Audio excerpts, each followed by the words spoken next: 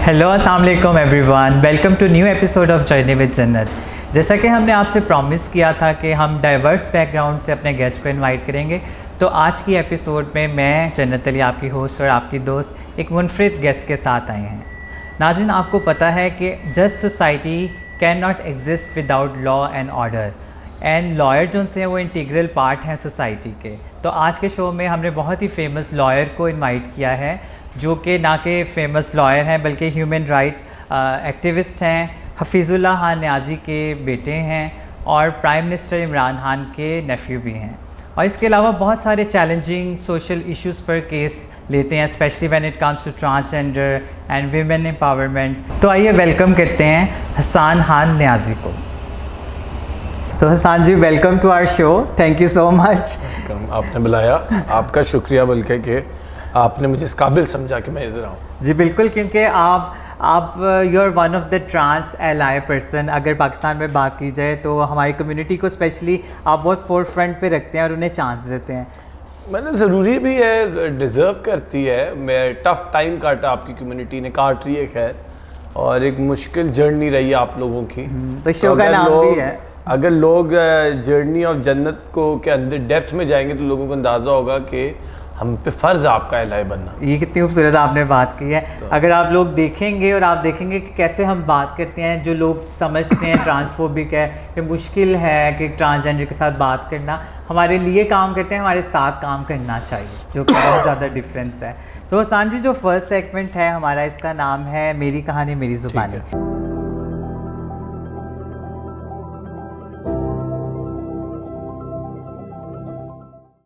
तो आपकी जो स्टोरी है लाइफ की, वो थोड़े डिफरेंट तरीके से पूछूंगी मैं, कुछ क्वेश्चंस पूछूंगी, फिर आप बताइएगा कि कैसे हैं। मैं जानना चाहती हूँ, सबसे ज़्यादा मुझे जो क्यूरियोसिटी थी ना, कि आप बचपन में कैसे थे, लाइक बीइंग अ चाइल्ड। बचपन में एक टाइम आया था 4 या 5 साल के बाद, अम्मी कहती हैं कि एकदम ना तुम बड़े एनर्जेटिक और बदतमीज़ बच्चे बन गए थे। और उसमें फिर ये हुआ था कि मेरा आधा दिन गुजरता था मोहल्ले के अंदर। अच्छा। और ये जो आजकल का मौसम है जो गर्मियों का है, लोगों के अब मुझे पता होता किस घर में लीची लगी हुई है, किस घर में अंबियां लगी हुई हैं, फ्रूट्स लवर थे। हाँ, किस लुगाट लगी हुई। लवर ना, एक थ्रिल था कि किसी के घर का छत्ता छेड़ना मक्खियों का, किधर जाके ऐसे फल उतार के आना, वो एक थ्रिल था नेबरहुड का। और मुझे बड़ा मजा आता मोहल्ले में क्रिकेट खेलने का, छुपन छुपाई खेलने का। नॉट घर के अंदर तो खेलते ही थे ना, तो आपकी फैमिली वो थ्रिल होता था कि बाहर निकलना, कहीं घर से बाहर आना। अच्छा। ताकि वो मोहल्ले के ना बाकी सर्वेंट्स के बच्चे, मेरी ज़्यादा बनती थी अपनी जो नेबरहुड के सर्वेंट्स के बच्चे थे ना उनसे। अच्छा। तो और अपने घर में जो सर्वेंट्स के बच्चे, वो मेरे बेस्ट फ्रेंड्स होते थे। वाह। तो वो मेरा असल में घर वालों ने ना दोस्तों के घरों जानने की इजाज़त ही नहीं दी फॉर गुड मैनी ईयर्स। तो फिर मैं नालायक भी था। तो ये लॉयर कैसे बन गए? ये बड़ी अजीब बात है, मैं ड्रॉप आउट हूँ। ये भाई आज थोड़ा आगे चलेंगे, मैं आपकी बहुत जो फेमस पर्सनालिटीज़ है ना, उनकी स्टोरी है, जो फेल होते हैं फिर बाद में कुछ करते हैं।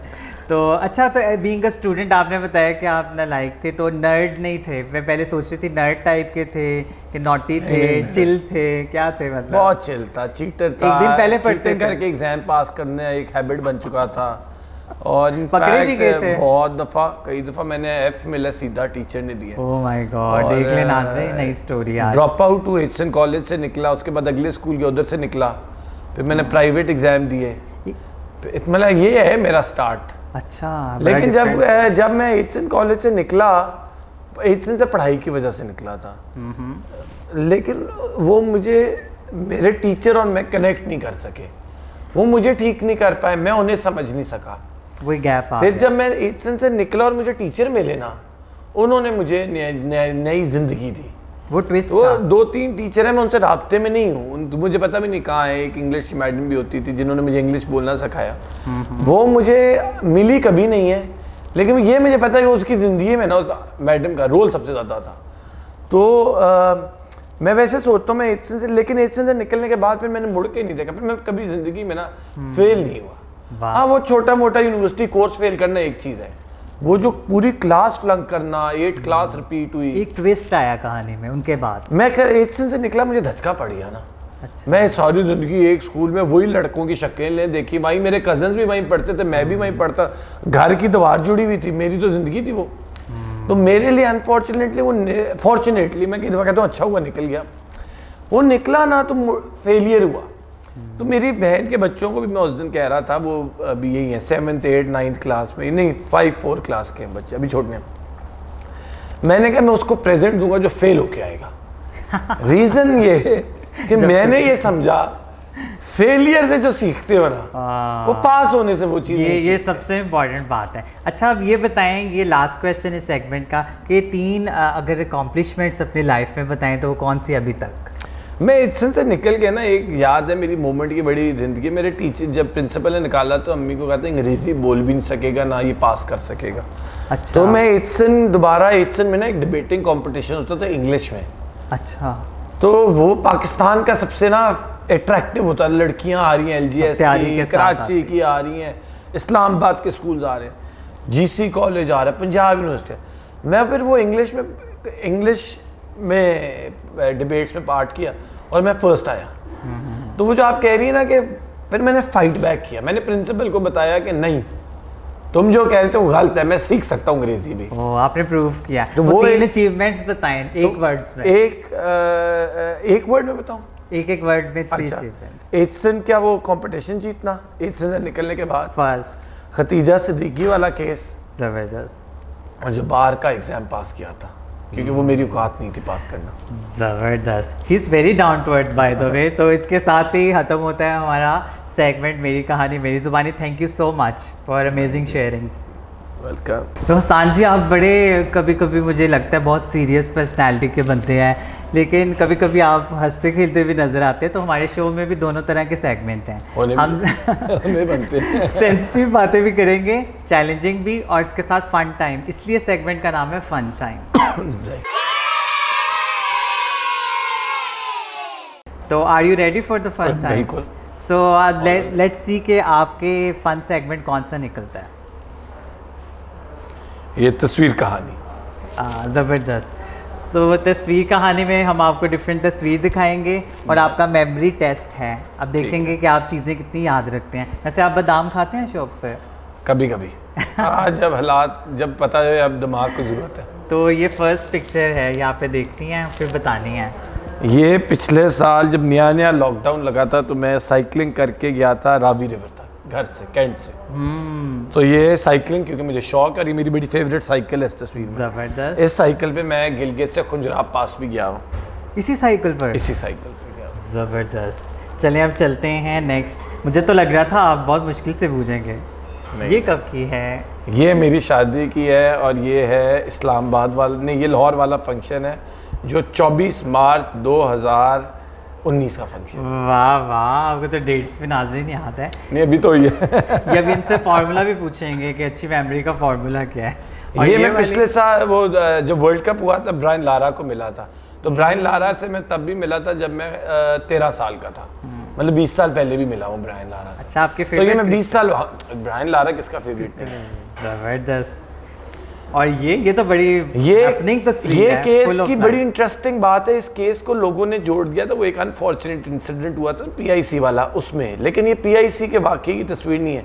ये खतीजा सिद्दीकी जो बच्ची स्टैब नहीं हुई थी, हाँ, ये उस इंसिडेंट, उस केस में उस बंदे को सजा हुई थी, और नवाज शरीफ को पनामा में सजा हुई थी। और ये मैं बनी गाला PM साहब के घर एंटर होते हुए तस्वीर मेरी खींची। Full of life. हाँ, ये बड़े कम लोगों को।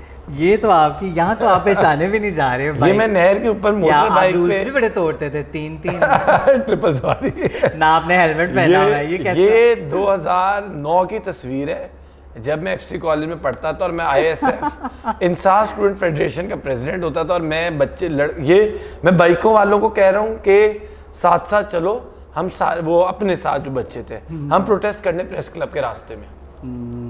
जबरदस्त हो गया। और ये तो हमारी ये है जी जूली के साथ, ये जूली के साथ पहली मुलाकात है, फर्स्ट मीटिंग है जूली के। इसके कुछ अरसे बाद फिर जूली पे अटैक हुआ, मैंने उसका केस भी किया था। नाज़रीन, ये केस तो बहुत फेमस है और आई एम रियली थैंकफुल कि आपने बहुत ज़्यादा हेल्प। ये लास्ट पिक्चर, ये मैं अभी उर्तुगरुल का, क्योंकि हम सब दीवाने हैं उर्तुगरुल, आपको पता है पाकिस्तान में सारे ऑब्सेस्ड हैं, मैं भी हूँ थोड़ा सा। तो मैं अभी टर्की गया हुआ था कुछ अर्सा पहले, पिछले साल।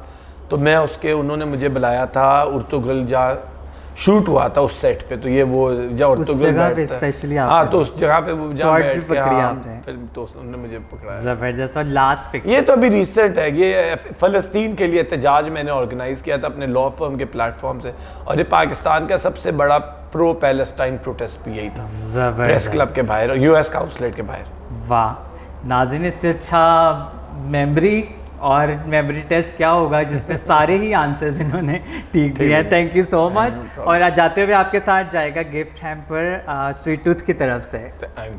स्वीट टूथ भी वैसे हमारा अपना रेस्टोरेंट है, हमें तो बड़ा मेरी फेवरेट जगह है। ज़बरदस्त। वैसे आपकी फेवरेट कंट्री कौन सी है? मेरी फेवरेट कंट्री है, गुड क्वेश्चन। अब ये बड़ी अजीब सा आपने सवाल पूछा है, क्योंकि अगर मुझे खाने हैं ना, तो मुझे बेल्जियम गया था, उधर ना उनका जो बेल्जियम शहर में इतना चॉकलेट मिलता है और इतनी किस्मों के चॉकलेट्स मिलते हैं, हॉट चॉकलेट, तो वो एक बड़ी पसंद है। नॉर्वे पसंद है, लेकिन महंगा इतना है कि दिल नहीं करता जाने का, लेकिन इतना खूबसूरत पहाड़ है, बिल्कुल इतने खूबसूरत पहाड़ हैं, बल्कि वहाँ एक दिल करता है। अदरवाइज फेवरेट कंट्री टर्की, लेकिन मुझे फिर पाकिस्तान ओवरऑल अच्छा बहुत आगे लगता है, क्योंकि पाकिस्तान में I feel like I am somebody. Yes. बाहर के मुल्क में आई एम नोबडी, तो वो जो फैक्टर है ना वो इक्वलाइज करता है। लेकिन फिरने के लिए तो फिर टर्की बहुत अच्छा मुल्क है। Turkey is also one of my favourite country. Thank you so much for this segment. Now let's move to another segment. तो हसान जी, आपने देखा होगा सोसाइटी में बहुत सारे स्टीरियोटाइप्स एग्जिस्ट करते हैं, क्योंकि आप जो से हैं इस तरह के केसेस लेते हैं जो बहुत चैलेंजिंग हैं, जिसमें स्टीरियोटाइप्स ऑलरेडी अटैच्ड हैं। तो आप यहाँ पे हमारे शो में ये सेगमेंट इसलिए रखा गया, जो भी गेस्ट आएँ वो हमारे साथ मिलके एक ऐसा स्टीरियोटाइप ब्रेक करें इस शो में, ताकि बाकियों के लिए एक लेसन लर्न हो, मतलब वो देखें कि हाँ ये चीज़ गलत है और हमें इस चीज़ को ख़त्म करना है। तो इस टाइम आपके माइंड में कौन सा ऐसा स्टीरियोटाइप, मिथ, टैबू या ऐसी चीज़ आ रही है जिसको आप सोसाइटी से कंप्लेन करेंगे और बताएंगे कि इसको ख़त्म होना चाहिए? मैं इसमें लिखेंगे। हाँ जी, और थोड़ा सा आपने बताना भी है क्यों।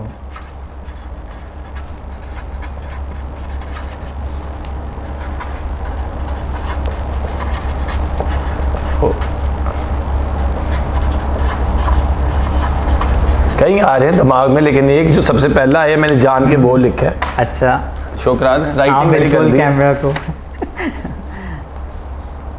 मैंने शॉर्ट तरीन फॉर्म में लिखा है। तो क्या है ये बताएं पहले। ये मैंने लिखा है कि घरों में एक मसला है कि वो बेटियों के लिए एक रूल होता है घर के अंदर और बेटों के लिए एक और रूल होता है। तो मैं समझता हूँ कि डिस्क्रिमिनेशन में इससे होता है कि घर में घर टूटते हैं।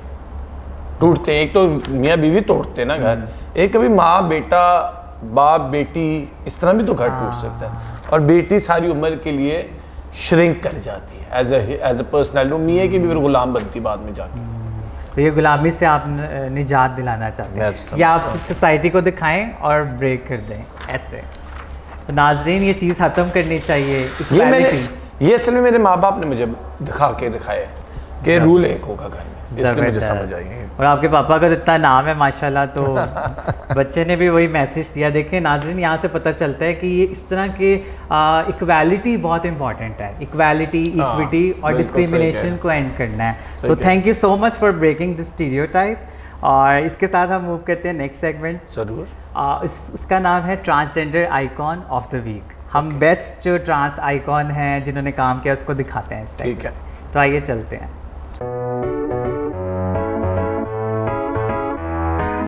Trans icon of the week में हम आपको खुशामदीद कहते हैं। इस हफ्ते हम आपको लाहौर से ताल्लुक़ रखने वाली ट्रांस एक्टिविस्ट साइमा भट्ट साहिबा से मिलवा रहे हैं। साइमा जी ने 15 साल कबल कम्युनिटी मेंबर्स के खिलाफ माशरे में रवा रखे जाने वाली नाइंसाफियों के खिलाफ एक्टिविज्म का सफ़र शुरू किया और कम्युनिटी मेंबर्स की पुरअसर आवाज़ के तौर पर उभर कर सामने आई। साइमा भट्ट साहिबा ने कम्युनिटी को बहुत से सेमिनार्स, डिस्कशन फोरम्स और नेशनल प्लेटफॉर्म्स पर रिप्रेजेंट किया और उनको दरपेश मसाइल को कामयाबी से उजागर किया। 2011 में बुजुर्ग कम्युनिटी मेंबर्स की खिदमत करने के लिए उन्होंने फाउंटेन हाउस को ज्वाइन किया और काबिल कदर खिदमत ISS को आउटरीच वर्कर की हैसियत से ज्वाइन किया और कम्युनिटी में HIV एड्स की अवेयरनेस, टेस्टिंग और फॉलोअप में काफ़ी एक्टिव रोल प्ले किया। इसके अलावा साइमा जी ने ख्वाजा सिरा सोशो इकोनॉमिक रिहेबिलिटेशन प्रोग्राम के तहत काम करते हुए बहुत से कम्युनिटी मेंबर्स की माली इमदाद भी की। अखुवत स्टिचिंग यूनिट्स पर ना सिर्फ खुद काम किया बल्कि कम्युनिटी मेंबर्स के रोजगार का भी इंतजाम किया। साइमा जी ने पेंडेमिक कोविड-19 के दरमियान कम्युनिटी मेंबर्स की बहुत सपोर्ट की और उनको मुश्किल हालात से निकालने में मदद की। साइमा जी एक अच्छी परफॉर्मिंग आर्टिस्ट होने के साथ साथ एक एंटरप्रेन्योर भी हैं। चंद साल कबल उन्होंने कूड़ाचारी के नाम से अपने प्रोजेक्ट की बुनियाद रखी और उसको कामयाबी से चलाया। साइमा जी को मॉडलिंग और कपड़े डिज़ाइन करने का बहुत शौक है। वो इंक्लूसिव सोसाइटी पर यकीन रखती हैं और कम्युनिटी मेंबर्स को इज्जतदार रोजगार के मौके ढूंढने की ज़रूरत पर जोर देती हैं। जर्नी विद जन्नत में हम साइमा भट्ट को उनकी खिदमत के एतराफ़ में सैल्यूट पेश करते हैं और उम्मीद करते हैं कि वो एक्टिविज़म का सफ़र इसी ज़ोर शोर के साथ जारी रखेंगी। तो हसान जी, अब टाइम हुआ जाता है चास्की टाइम। आपको पता है ट्रांसजेंडर की अपनी लैंग्वेज भी होती है? नहीं, मुझे नहीं आइडिया। आपको जूली ने नहीं बताया, मैं उससे ज़रा फ़ोन करके पूछूंगी। हम लोगों की अपनी लैंग्वेज है जो कि साउथ एशिया में कॉमन है, लाइक बांग्लादेश, इंडिया और नेपाल, कहीं पे भी हम चले जाएं, पाकिस्तान, तो हमारी ख्वाजा सरा कल्चर में एक लैंग्वेज है। अच्छा, कैसे बोलते क्या है मतलब उससे कैसे? मतलब चाय को हम कहते हैं चास्की। अच्छा, मैं अभी पूछने लगा, मैंने कहा पता नहीं क्या बोल रही, मैं शर्म से चुप हो गया। मैंने कहा ये तो बड़ा चाशनी सुना हुआ था। हाँ, लेकिन ये चास्की चाय को कहते हैं, ट्रांसजेंडर्स कहते हैं। तो चास्की टाइम है। इस चाय का आपको पता है, चाय और कॉफ़ी पिए और गॉसिप्स ना, ऐसे तो हो ही नहीं सकता। आप करते हैं गॉसिप्स वैसे फ्री टाइम में? कौन नहीं करता। ये सच्चे बहुत है वैसे, जितने भी अभी तक बातें करनी है, बहुत सारे गेस्ट जितने भी आते हैं इतने सियासी जवाब देंगे, उम्मीद है कि छोड़ें इसको। ये लोगों से नहीं डरना चाहिए। हाँ, लोगों से कभी इस तरह के लोग क्या कहेंगे, जो इसमें घुसेगा वो मर जाएगा, वो ग्रो नहीं कर सकेगा। ज़बरदस्त। तो हम गॉसिप्स करने लगे हैं। अच्छा, आप ये बताएं, आपको कहा जाता है कि जो आपकी फाइट्स है ना, उसमें बड़ा स्वैग होता है, मतलब आप भी जब करते हैं बड़े धड़ल्ले से करते हैं, डरते नहीं। आप बिलावल भुट्टो को कुछ बॉटल भी मार देते? नहीं, वो ये क्या कि एक बिलावल भुट्टो प्रो चैनल था और एक प्रोटेस्ट हो रहा था, कश्मीर प्रो प्रोटेस्ट। अच्छा। तो उस प्रोटेस्ट में मैंने नहीं मारी, लोगों ने बोतलें और जूते मारे थे बिलावल को। मैंने मारा होता मैं मान भी लेता, लेकिन मैंने मारा नहीं।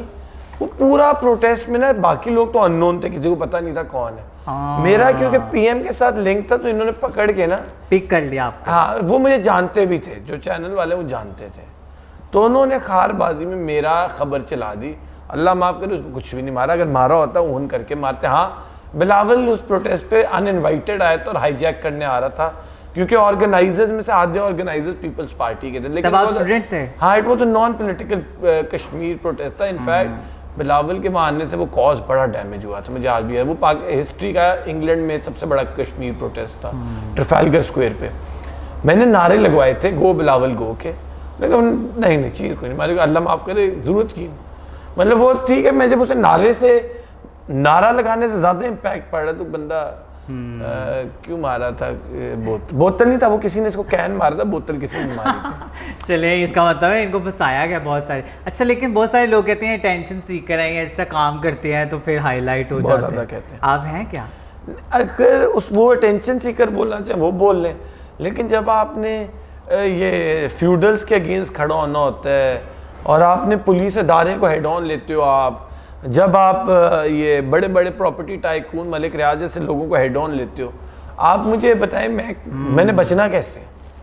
तभी बचूंगा ना अगर पब्लिक सपोर्ट मेरे साथ होगा। Exactly. दूसरी बात ये खतीजा सिद्दीकी का केस मैं कभी भी ना हम जीत सकते अगर वो मैं अटेंशन सीकिंग हरकतें ना करता, जिनको ये अटेंशन सीकिंग बोलते हैं ना लोग, तो वो अटेंशन सीकिंग हरकतें की तो खतीजा के केस में अगलों को सजाएं हुई। और अभी भी एक केस चल रहा है जिसमें एक खातून उसके मियाँ की ने उसकी एक फ्यूडल मियाँ है, उसने उसकी तस्वीरें, नाजेबा तस्वीरें उसकी वायरल की हैं, आजकल चल ये रहा बहुत है, ज़्यादा कॉमन होता है उस्मान मिर्जा टाइप।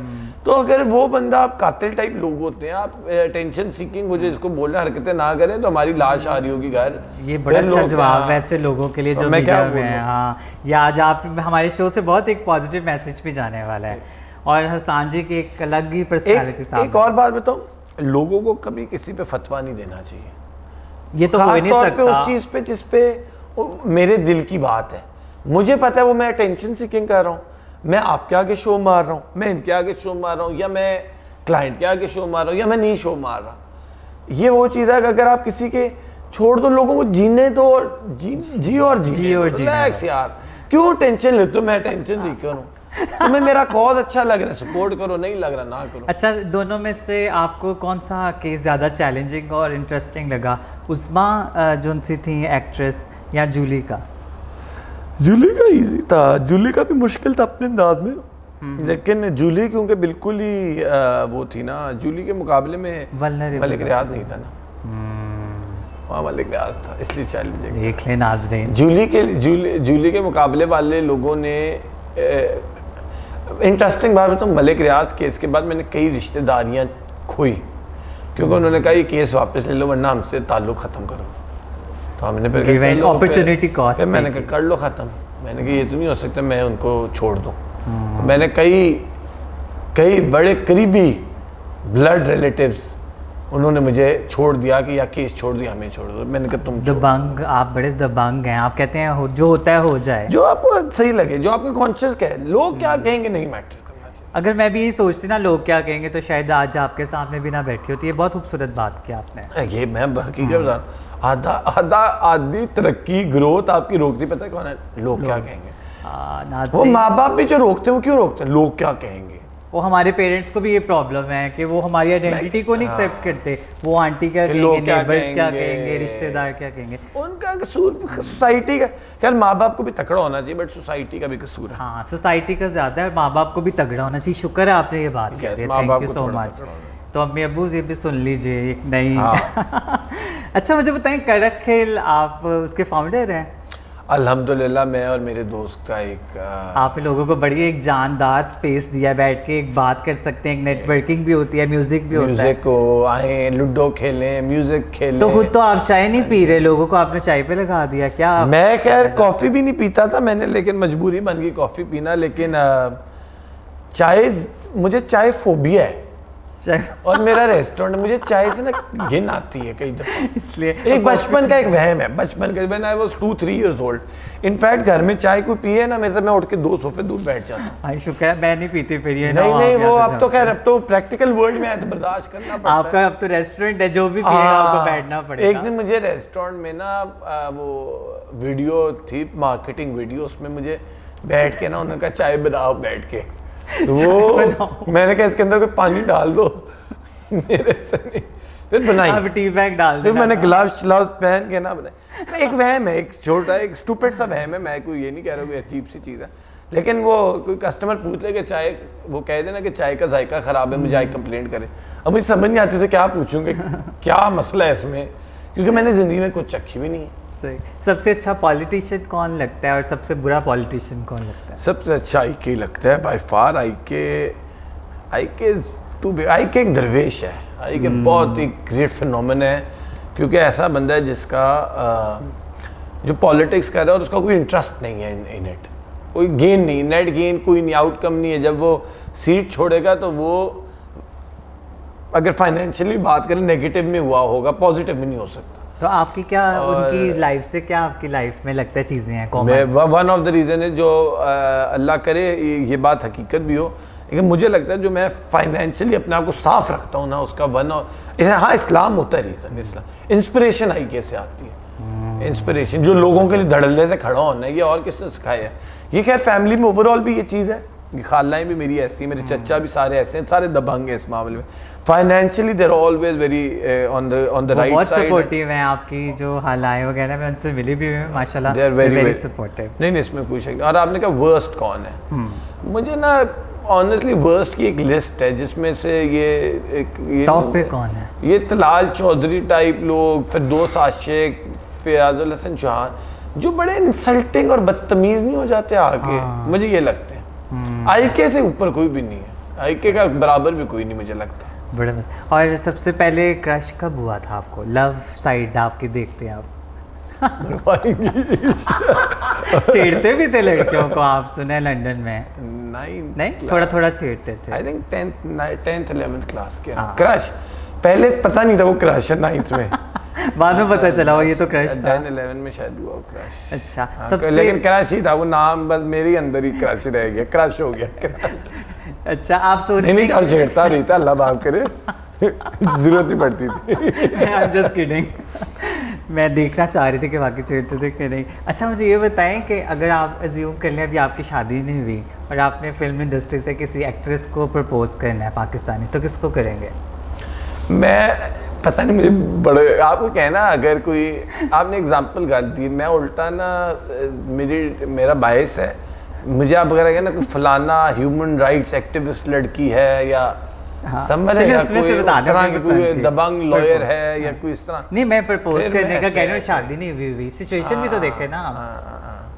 कोई सोचना फिर भी इंसान को कि भाता है, आंखों को अच्छा लगता है एक्टिंग, किसी उस बंदे से करता, अगर एक्टिविस्ट में करो, वो कोई फलस्तीन में कोई मैदान में कोई नहीं होते जर्नलिस्ट या कोई लॉयर जो बड़े जो जान का हथेली में लगा के घुस जाए, बहादुर से, उस तरह के मुझे बोलो, उस तरह की दरल्ले वाली।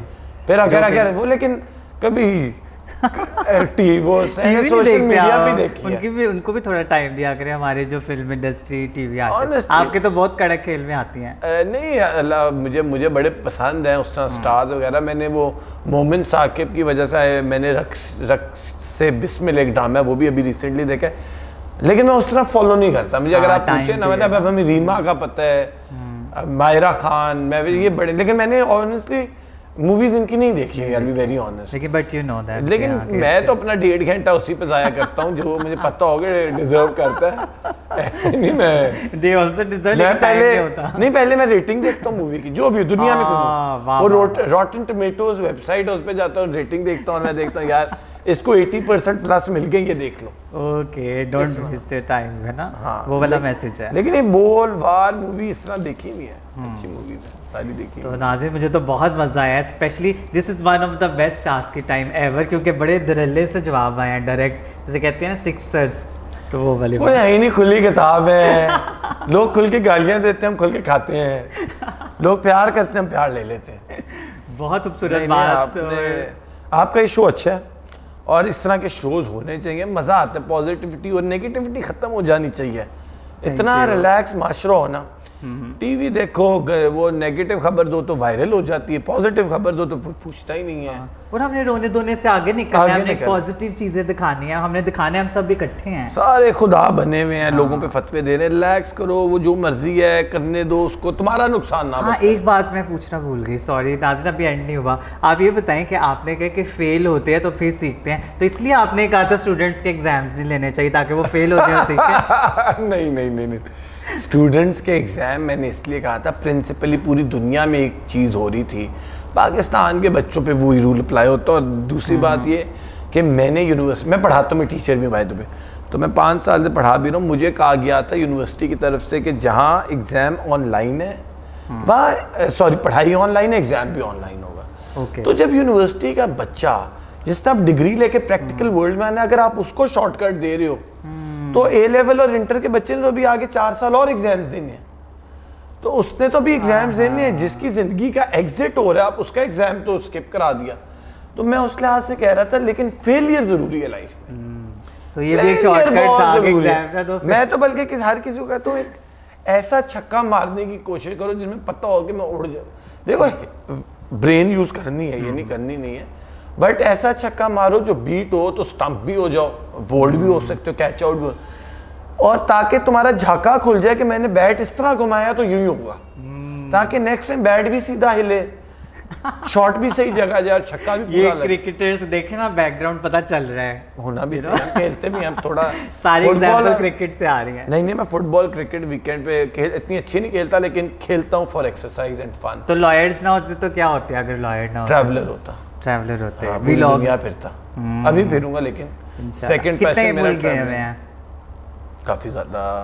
मैं मुल्क से ज़्यादा फ़ख्र से बताता हूँ, आप मुल्क तो 15 एक फिरा हुआ हूँ, लेकिन फ़ख्र से मैं बताता हूँ कि मैं पाकिस्तान का एक कोना फिरा हुआ हूँ। वाह, ज़बरदस्त। मैं कबायली इलाकों से बलूचिस्तान, सिंध, तो लैंग्वेजेस कितने बोल लेते हैं आप? उर्दू के अलावा कुछ भी नहीं।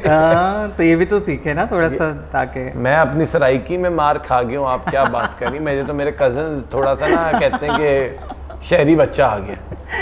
तो बर्गर बच्चा तो नहीं कह देते, वही उनका मौसम बर्गर भी हो जाता है। तो नाज़रीन, मुझे तो बहुत मज़ा आया चास्की टाइम का। यहाँ ख़त्म होता है हमारा ये सेगमेंट, तो आइए चलते हैं नेक्स्ट सेगमेंट की तरफ। तो हसान जी, मुझे तो बहुत मज़ा आया शो में, लेकिन अनफॉर्चुनेटली शो का टाइम ख़त्म हुआ जा रहा है और ये लास्ट सेगमेंट है विच इज़ वेरी इंपॉर्टेंट। इसमें आप अपने दिल की कोई बात बता सकते हैं, कोई ऐसा मैसेज जो आप हमारी ऑडियंस को देना चाहते हैं जिसको आपको लगता है वाकई सुन के थोड़ी सी चेंज आएगी, और फिर आपका ऑटोग्राफ भी एंड पे। मैं समझता हूँ कि एक मैसेज है कि जब आप कहते हो कि यू हैव फेथ इन अल्लाह, तो इसका मतलब है कि देयर इज़ नो इफ और बट टू इट। तो जब भी आपकी ज़िंदगी में फेलियर आए या आजमाइश आए, कंसिडर इट एन अपॉर्चुनिटी। मैंने अपने worst time of my life में ना, मैंने सबसे ज़्यादा उसके बाद ग्रोथ की है अल्हम्दुलिल्लाह। मतलब प्रैक्टिकली बता रहा हूँ, फाइनेंशियली बता रहा हूँ आपको। तो आई थिंक कि इंसान को फेलियर्स को ढूंढना भी चाहिए। कई दफ़ा जब फेलियर नहीं आ रहा ना लाइफ में, साल 2 साल 3 साल, तो आप समझे आप रुक गए, आपकी ब्रेक लग गई आपकी ज़िंदगी में सक्सेस को। फेलियर आएगा, आप तकड़े हो गए, आप मजबूत हो, थिक स्किन हो जाओगे। आप जब तक आप टूटोगे नहीं, आपको क्या पता टूटने की दर्द क्या है।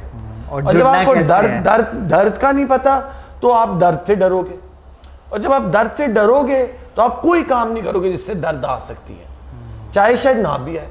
तो वो ये वाली आपकी बात कि क्रिकेट में हार्ड बॉल होता है। बिल्कुल, हम छोटे थे, हम कैच आते थे ना, भागते नहीं थे, जान के प्रिटेंड करते थे बॉल इधर आ रहा है और उधर भाग जाते थे, ताकि हार्ड बॉल को हाथ में ना लगे, और हाथ पे लगेगा तो हमें लगता था हाथ टूट जाएगा। जब तक कैच के लिए हाथ नहीं पकड़ा और एक दफा हाथ पे चोट नहीं लगी, तब तक वो कैच पकड़ना नहीं आया। तो this is how the work is. वो कहते हैं ना, जिम वाले कहते हैं नो पेन नो गेन। तो आपने फेलियर बर्दाश्त करना लाइफ में। आप हमें ये लिख के मजे का मैसेज दें। मैं अभी इधर, हाँ जी, यहाँ पे एंड हो जाएगा।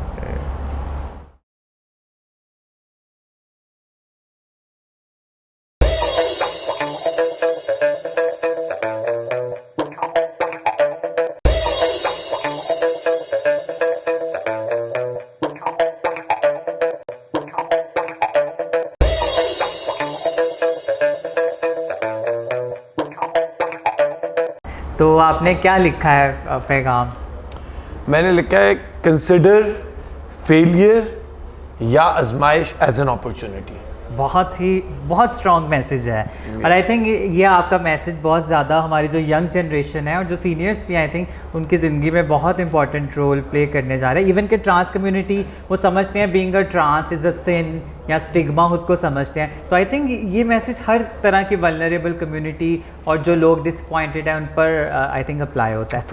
Thank you so much for coming in our show, it was such a pleasure. और मेरा this is one of the best show, I should say कि this is very honest, blunt, open and brave guest ever। आपने ऐसी बात की। और इसके साथ साथ हम शुक्रिया करते हैं हमारे जो स्पॉन्सर्स हैं लाइक दफ्तर खान, स्वीट टूथ, शनैन्स, केसरिया, तो जिन्होंने हमें इस काबिल समझा। वो उनका बहुत अच्छा इनिशिएटिव है एंड मैं उनको बल्कि थैंक यू करूँगा कि आपने इस तरह के इनिशिएटिव को किया है और इसको आप हर शहर में आप इस इनिशिएटिव को लेकर। और करक खेल में भी अब इन्होंने हमें ऑफर किया कि हम मीटिंग्स कर सकते हैं। थैंक यू सो मच जी। और आपको शो में आके कैसा लगा, आप ये बताएं। बहुत अच्छा, डिफरेंट शो, पहली दफा मैंने इतना मजे का शो अटेंड। मैं भी thank you so much for compliment. और इसके साथ हम इजाज़त चाहेंगे, इंशाल्लाह नेक्स्ट मिलेंगे एक अमेजिंग एपिसोड के साथ। अल्लाह हाफिज़।